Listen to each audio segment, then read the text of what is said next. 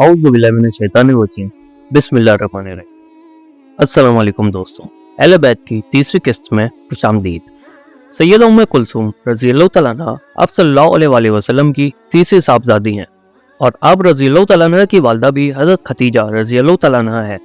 उम्मे कुलसूम रज़ियल्लाहु तआला अन्हा ने भी आप सल्लल्लाहु अलैहि वसल्लम की आगोश रिसालत में परवरिश पाई।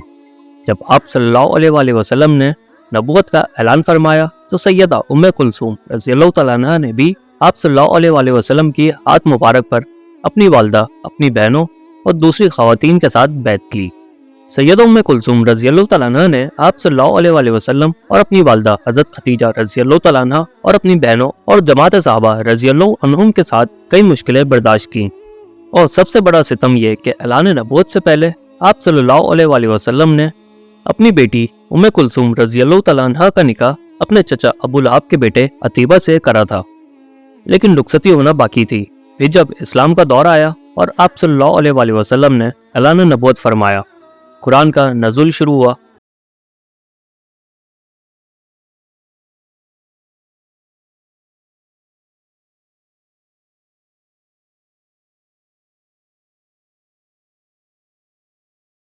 कि तुम मोहम्मद सल्लल्लाहु अलैहि वसल्लम की बेटी को तलाक दे दो।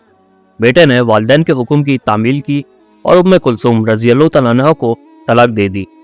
लेकिन अतीबा ने फ़कत सिर्फ तलाक नहीं दी, बल्कि तलाक देने के बाद अतीबा आप सल्लल्लाहु अलैहि वसल्लम की खिदमत में हाजिर हुआ और कहा कि मैं आपके दीन का मुनकिर हूँ और आपकी बेटी को तलाक दे दी है। वो मुझको पसंद नहीं करती और मैं उसको पसंद नहीं करता। इसके बाद अतीबा ने आप सल्लल्लाहु अलैहि वसल्लम पर हमला किया और आप सल्लल्लाहु अलैहि वसल्लम का कुर्ता मुबारक चाक कर दिया। इस पर आप सल्लल्लाहु अलैहि वसल्लम ने उसके हक में बद्दुआ फरमाई कि ए अल्लाह, अपने कुत्तों में से एक कुत्ता इस पर मुसल्लत कर दे। चनाचा कुरैश का एक तिजारती काफिला मुल्क शाम के लिए रवाना हुआ। रास्ते में जरगा शहर में तिजारती काफिला आराम के लिए रुका। अबू लहब और अतीबा भी इस काफिले में शामिल थे। रात के वक्त काफिले के पास एक शेर आ गया। वो शेर काफिले वालों के चेहरों को देखता और सूंघता जाता। जब अतीबा पर पहुंचा तो फौरन उसका सर चबा लिया।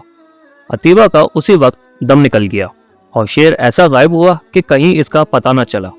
अल्लाह को यही मंजूर था कि पाकबाज खवातीन सैयदा रुकैया रज़ियल्लाहु तआला अन्हा और सैयदा उम्मे कुलसूम रज़ियल्लाहु तआला अन्हा नापाक मुशरिकीन के घर न जाएं।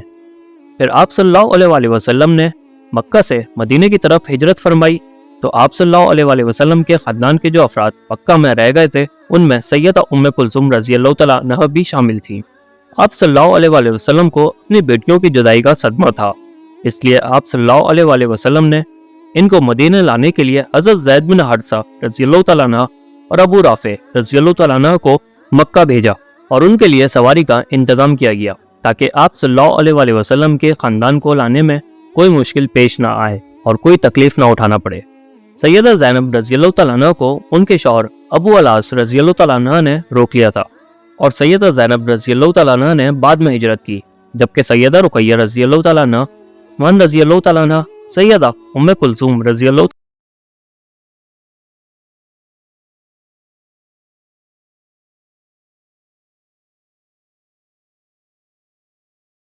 तआला अन्हा ने अता किए। आप सल्लल्लाहु अलैहि वसल्लम का कोई काम भी अल्लाह पाक की मर्जी के बगैर नहीं होता।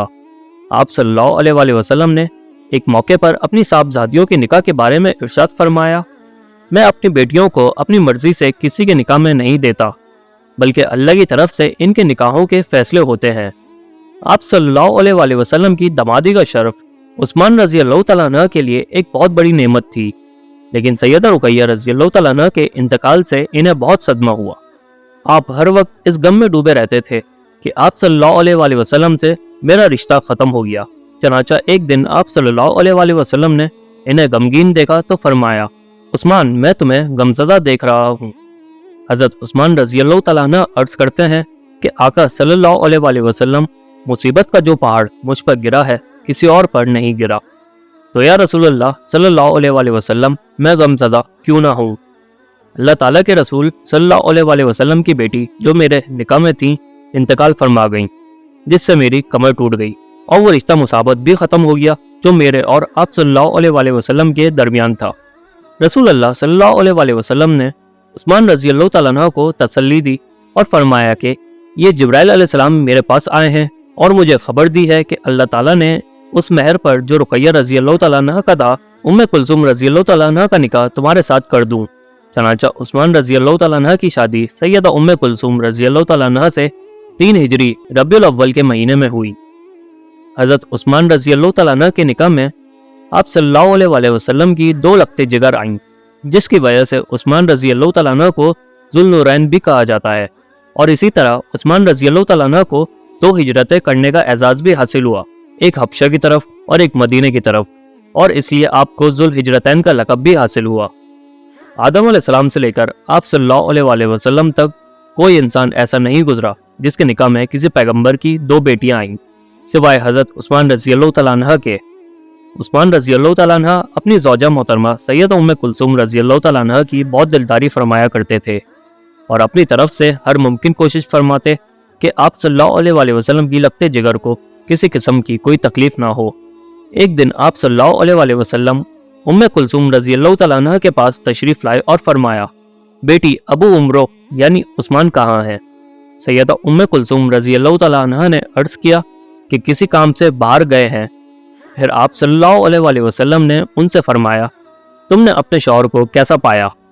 سیدہ ام کلثوم رضی اللہ تعالیٰ عنہ نے عرض کیا، ابا جان وہ بہت اچھے اور بلند مرتبہ شوہر ثابت ہوئے ہیں۔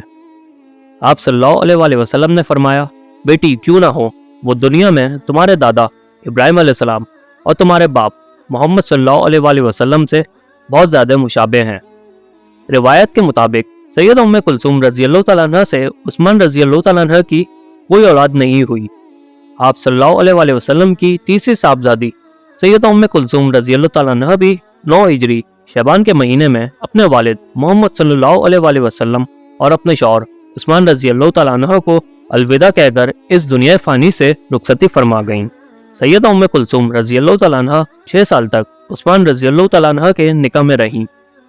سیدہ ام کلثوم رضی اللہ تعالیٰ عنہ کی وفات کے بعد عثمان رضی اللہ تعالیٰ عنہ ایک بار پھر غموں کے سمندر میں ڈوب گئے۔